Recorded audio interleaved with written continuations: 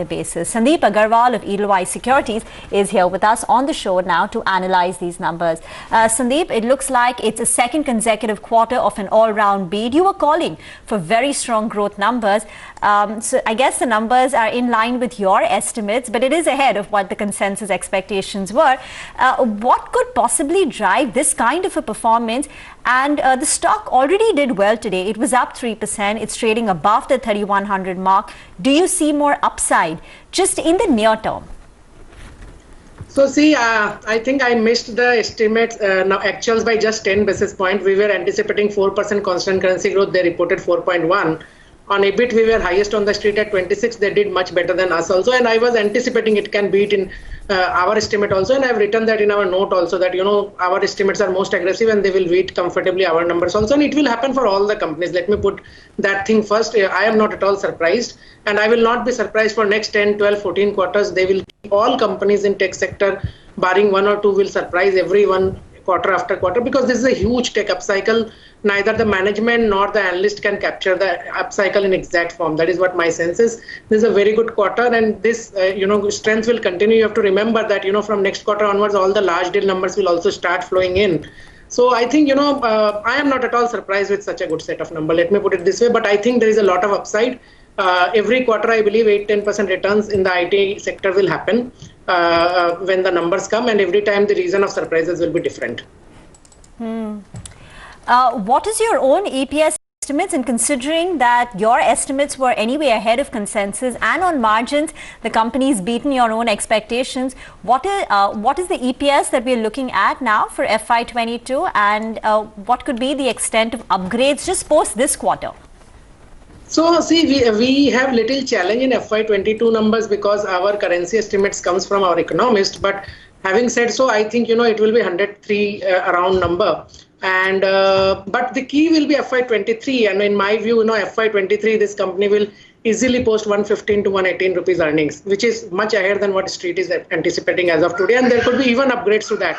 Remember, we are only building 14 to 16% dollar revenue growth for the industry and 18-20% EPS growth, which does not include any uptick in the core capex of BFSI, and that is what we are getting as new input in last 45 days from global experts, that global banks have started spending in core capex. If that comes, you must add 3-4% to overall revenue growth for the industry and at least 6-7% to the EPS of the industry. So then you will be looking at 17-18% revenue growth and 20-23% EPS growth for the industry for at least next 3 to 4 years. Okay, some more internals, for our viewers. The dollar revenue growth this quarter has come in at 5.1%. The company says this is the best third quarter performance that they've seen in the last 9 years. Remember, we're comparing it to Q3s of the prior year because Q3 is seasonally weak, which is why usually growth rates are depressed, but not this time. There is that COVID-induced acceleration in technology spend, which is driving the best quarterly growth rate for the company in the last 9 years. 5.1% in dollar terms, dollar revenues, and in constant currency terms, it's a growth of 4.1%. And the positive is that the company is back to a year-on-year growth in constant currency terms. So their constant currency year-on-year growth stands at 0.4%. This was the company's expectation in Q4. In Q4, the company had expected that they will be flat on a constant currency basis year-on-year, but they've managed to advance it by 1 quarter, which means this performance is definitely ahead of the company's own expectations. So that is another positive. Their attrition continues to trend lower. Even in the last quarter at 8.9% or 8.6%, I think it was at a record low. And this quarter, it's come down even further to 7.6%. So it's a new all-time low in terms of attrition at 7.6%. I'm just reading out the statement that's coming in from the management, Rajesh Gopinathan, the CEO and Managing Director. Growing demand for core transformation services and strong revenue conversion from our earlier deals have driven a powerful momentum that has helped us overcome seasonal headwinds and post one of our best performances in a December quarter. We are entering the new year on an optimistic note, our market position stronger than ever before, and our confidence reinforced by continued strength in our order book and deal pipeline. Again, a very confident sounding Rajesh Gopinathan. He's adding, looking beyond the immediate business growth opportunities, we are tremendously excited by what lies ahead. Cloud is enabling a new class of boundaryless organizations solutions that can seamlessly partner and collaborate within a larger ecosystem to create an innovative, purpose-driven offerings to our customers. These boundaryless value creation supported by the seamless fabric of our technology enabled by cloud. He goes on to talk about, the big upside on account of cloud. Let me see what the statements that's coming in from N. Ganapati Subramaniam, NGS, as he's fondly called, the COO and Executive Director at TCS. Our Q3 growth is a very satisfactory outcome of our ability to leverage the proactive investments made to capture the strong demand and meaningful to our clients. It is a strong endorsement of our resilience, the way of working and the relative competitiveness of our products and services. So that is a statement from NGS. We've had healthy deal closures and our growth has been broad-based on a sequential basis, setting ourselves well for the future. V. Ramakrishnan, the CFO, says our strong growth across all verticals, operational benefits have allowed us to post the highest operating margin in the last 5 years. So please note that growth this quarter is the best that we've seen in the December quarter in the last 9 years, and margins at 26.6% is the best that we've seen in the last 5 years, and this is even after rolling out a salary increase this quarter. We've had an all-time high cash conversion in Q3. This and our strong balance sheet position us very strongly to seize the opportunities that the current market offers and more closely partner with our customers in their growth as well as transformation journeys. Let me just try and understand. Manufacturing has done very well, 7.1%. BFSI growth is 3%. Life sciences 5.2%. Communication 5.5%. Retail and CPG at 3.1%. All this is on a quarter-on-quarter basis. On a year-on-year basis, life sciences is double-digit. BFSI is 2.4% on a year-on-year basis. So it looks like, across the board, a strong performance by TCS. For those of you who've just tuned in, TCS has delivered a beat on revenues and margins. Dollar revenue growth 5.1%, ahead of expectations of 3.2%. Constant currency revenue growth at 4.1%. Again, north of what this consensus expectations were, the best that we've seen in the last 9 quarters when it comes to a December performance. Margins at 26.6%, expanding despite the impact of a full quarter of wage hikes, and the best that the company's enjoyed in the last 5 years. And it's put the company's margins back in their aspirational margin band of 26 to 28%. It's an all-round strong performance. Most of the, all the verticals have grown for the company on a quarter-on-quarter basis. The attrition is at an all-time low of 7.6%, and the management is very, confident sounding. They are saying that the base is actually set for the base for the new year is actually looking quite good, because they are entering the new year on an optimistic note. Urmil Shah of IDBI Capital is also with us. Urmil, what have you made of the numbers?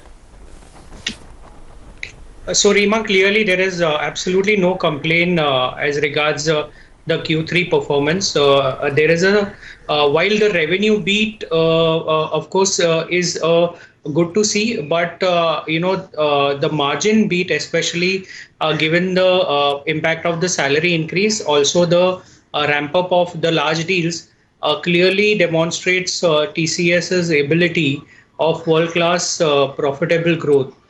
So this is a good beat across the board. And more importantly, looking at the commentary, Q4 also should be at least a 2% plus kind of QOQ growth over this quarter. This would place TCS at extremely strong position to deliver a double-digit growth in FY22, which we believe would be very positive for the company. What is the read-through, Sandeep, for the other IT companies? And have you had a chance to look at the internals in terms of verticals, geographies, any takeaways? I think, not much of chance, because I am continuously, responding to some queries from the client. But the attrition number is very encouraging. The margin numbers are very encouraging. And also the performance broadly, which I have seen across geographies and vertical, they are quite encouraging. And again, I would reiterate that you have to remember that the worst is behind us now, both in the form of pandemic, also in the form of the weakest quarter seasonally for the year. So now we have only good times ahead. So, I think from next quarter, we will not only have a tailwind of more number of working days, but also a lot of deals which we have won in last 2 quarters. that will start flowing in. And now one last point I would like to again, reiterate, which I have been reiterating for last 8-9 months, that this is a very, very big tech upcycle, and in technology nothing could be implemented in 1, 2, 3, 4 quarters. It is always 12 to 16 quarters at least. So you will see very high growth for the whole industry and good players for next 12 to 14 quarters, both on margin and growth. And also the kind of sales which hyperscalers are doing, 1.5 times of that will flow into services at some point of time. So the only player in the market are only 8-10 good players, out of which 2 are struggling. So everything boils down to balance 7-8 players. So while the growth numbers which I am talking today may look very aggressive, I will not be surprised even if those numbers are beaten down very comfortably. That is all I would say for every player in the industry. Sandeep, what is your expectation of TCS's growth in the fourth quarter? Because it will have the benefit of the 2 large deals that they had announced in this quarter. That's the Postbank's system as well as the Pramerica. So what could be the growth rate for Q4? So, it will be very premature to comment on that. I will do my working properly again, and I will be able to, give, correct number by, beginning of Feb or mid of Feb, because, there are a lot of moving parts, how clients are coming back. And again, we have second wave. So it will be very premature to comment on that number. But I can only tell you that the worst is behind us. What you have seen in this quarter probably will be the lowest growth you will see for next few quarters.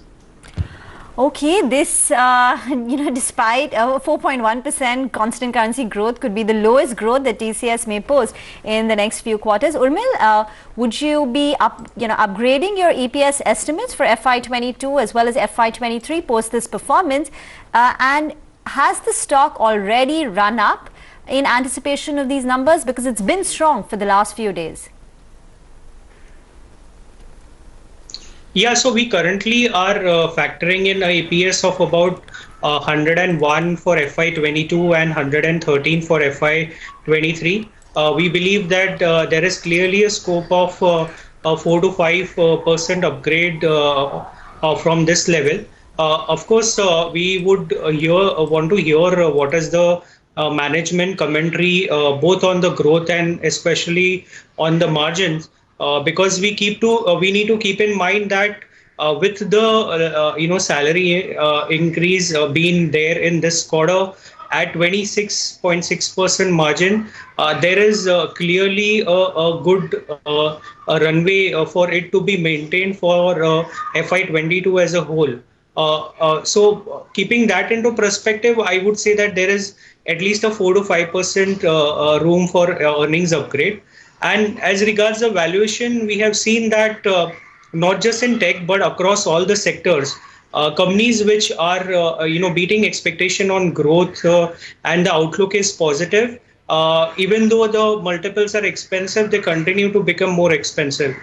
So while we have valued it at 28 times at the current price, we won't be surprised that if they deliver such growth, it may even go upwards of 30 times over the next 6 to 12 months. Okay, bear in mind that while TCS has done well, it's moved up nearly 40% in the last 1 year. It's still underperformed its peers like Infosys, which in the same period of the last 12 months has moved up 80%. That said, TCS continues to remain the most expensive IT stock in terms of valuations, and currently it's trading at 30 times FY22 earnings and about 27 and a half for FY23. Sandeep, just one last word. As we await the management commentary, what would be the key to track and hear from them? What would you like to hear? So I would like to, have more color on what they are doing on the cloud side. They already said last time that they have set up a team which will, work with each of the hyperscalers. So I want more color on that, because I think the biggest re-rating for the Indian IT industry or this Indian IT companies will depend on how they are dealing with the hyperscalers. Hyperscalers are right now selling, cloud left, right, and center, and they need someone to implement it. They need someone to, service it. So I am very keenly observing that development, because that development will change the whole game for Indian IT industry. It will be a very big thing in my view. Thank you, gentlemen, Urmil as well as Sandeep, for joining in. In moments from now, the TCS top management will be addressing the media and answering all our queries. But for those of you who've just joined in, Q3 earnings season has started with a bang. TCS has materially beaten consensus expectations on revenues as well as margins. This is an all-round strong performance from the IT major for the second consecutive quarter. A quick run through of the numbers once again. It's a constant currency revenue growth of 4.1% quarter on quarter. On a year-on-year basis, the company is back to showing some growth at 0.4%, and this is ahead of the company's own expectations, who had guided for a flat constant currency year-on-year growth by Q4. They managed to do that in Q3 as well, and this is the best December quarterly performance in the last 9 years. Another big positive is the kind of margin performance that the company has put in, 26.6%, which means margins have expanded back in their aspirational band of 26 to 28%. And one of the key reasons could be, of course, the fact that COVID has induced some structural savings, which is why margins have been expanding for the company over the last 2 quarters. And secondly, growth is the biggest margin kicker, and we've seen very strong growth. So it's a combination of these 2 factors, which is why the margins have been much better than what the street was anticipating. Again, 26.6% compares with consensus expectations of 25 to 25.5%. Profits have gone up by 16.5% to 8,700 crore. The internals are looking good. All the verticals have done well. BFSI is up 2% quarter on quarter. Retail has gone up by, I think, 3%. Manufacturing is higher by 7%. In geographies as well, it's an across-the-board strong performance. The attrition is at an all-time low, and the management commentary is upbeat. Just once again reiterating what the management had to say.